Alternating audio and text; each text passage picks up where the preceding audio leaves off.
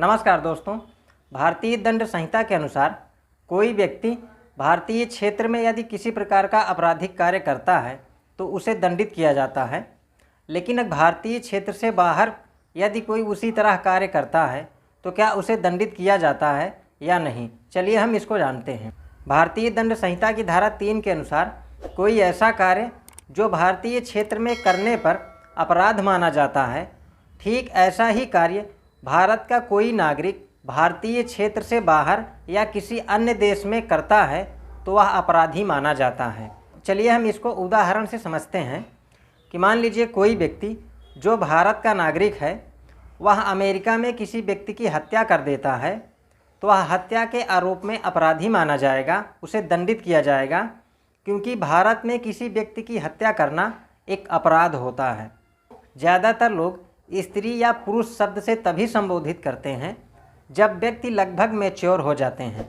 लेकिन भारतीय दंड संहिता की धारा 10 के अनुसार किसी भी उम्र के मानव नर या नारी स्त्री और पुरुष की परिभाषा में आते हैं। विधि के अनुसार एक बालक तथा बालिका जिनकी उम्र बेशक 6 माह या 1 वर्ष हो, लेकिन फिर भी वो स्त्री तथा पुरुष की परिभाषा में आते हैं। स्टेट ऑफ पंजाब राज्य बनाम मेजर सिंह 1967 के मामले में सुप्रीम कोर्ट ने कहा था कि स्त्री की उम्र चाहे 1 वर्ष हो या 50 वर्ष हो, बालिका हो या वृद्ध हो, पागल हो या बुद्धिमान हो, ये सभी स्त्री की परिभाषा में आती हैं, क्योंकि स्त्री के शील एवं लज्जा का सार लिंग होता है।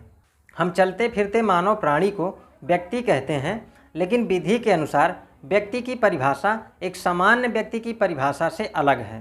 भारतीय दंड संहिता की धारा 11 के अनुसार कोई भी कंपनी सजीव और निर्जीव तथा व्यक्ति शब्द में कृत्रिम एवं न्यायिक सभी प्रकार के व्यक्ति सम्मिलित हैं।